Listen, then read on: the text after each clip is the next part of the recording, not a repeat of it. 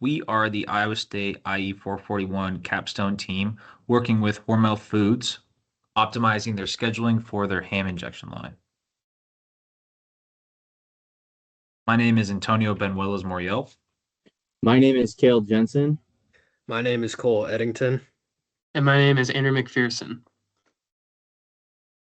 So jumping into the introduction to Hormel. Hormel Foods is a meat processing plant located in Osceola, Iowa. They specialize in producing ham, bacon, and deli meats for nationwide distribution. Like many high output plants, they operate around the clock to meet demand using a 3-2-2 rotating schedule to keep production running every day of the week.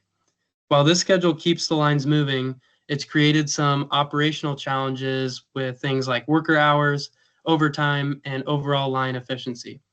That led to our team being brought in to explore scheduling options for their ham injection area.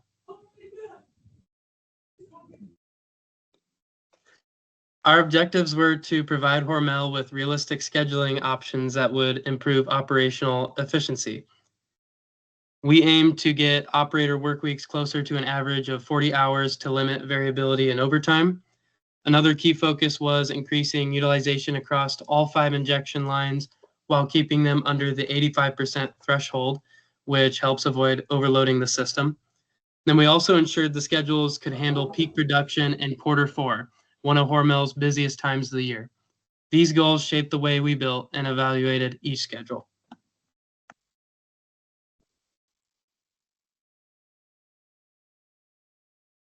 Hormel is currently using a 3-2-2 schedule where 2 teams of employees work 3 days, have 2 days off, then work 2 days again, typically rotating among both teams to provide 24/7 coverage. The third team works 4 to 12-hour shifts. However, this structure requires overtime for 2 of those 3 teams each week, shown in the red at the right, as the schedule doesn't evenly balance weekly hours across teams. This leads to elevated labor costs. Additionally, cleaning is scheduled 3 times per week, regardless of actual runtime needed, resulting in inefficiencies and unnecessary operational expenses. This rigid structure also causes underutilization during those off-peak demand periods because labor is not aligned with fluctuating workloads. Furthermore, the inconsistency of either having too many hours of overtime or not enough hours to work where operators are being sent home contributes to employee dissatisfaction, making retention more difficult and disrupting their work-life balance. When we gathered all the information regarding their current schedule, we moved on to improving this schedule in our future state. This slide shows the logic behind our future state scheduling tool. It begins with 4 inputs: number of shifts, shift length, number of operators, and sanitation events per week. The model then runs 2 parallel calculations. On the left, it determines labor costs. Regular hours up to 40 are paid at the base rate, and anything over is paid at the overtime rate. These are totaled across all employees to get the weekly labor cost. Sanitation costs are also calculated, though not shown in the flow chart. These depend on total runtime. 1 cleaning is required for any production up to 72 hours, and 1 for every additional 72-hour block. Each event pulls from a tiered pricing table, so costs scale with runtime. On the right, we check schedule feasibility. This ensures the schedule keeps line utilization below 85%. Line 1 must run at least 71 hours, while line 2 and 3 must average 99.5 hours, and lines 4 and 5 must average 87 hours. If all thresholds are met, the schedule is feasible. If any fall short, it's flagged as infeasible. The tool ultimately provides a cost estimate and a pass or fail on production readiness.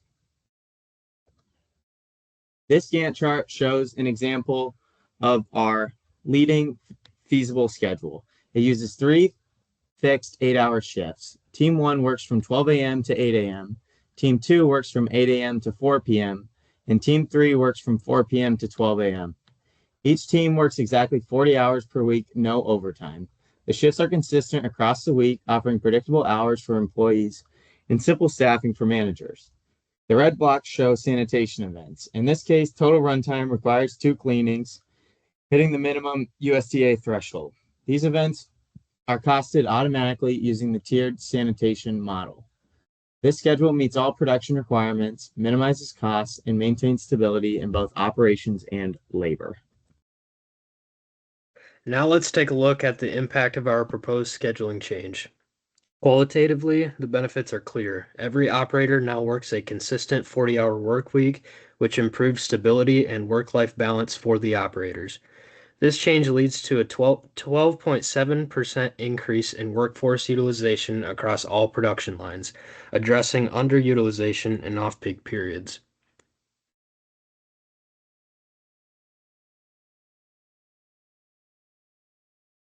On the economic side, we see major reduction in both overtime and unnecessary cleaning hours.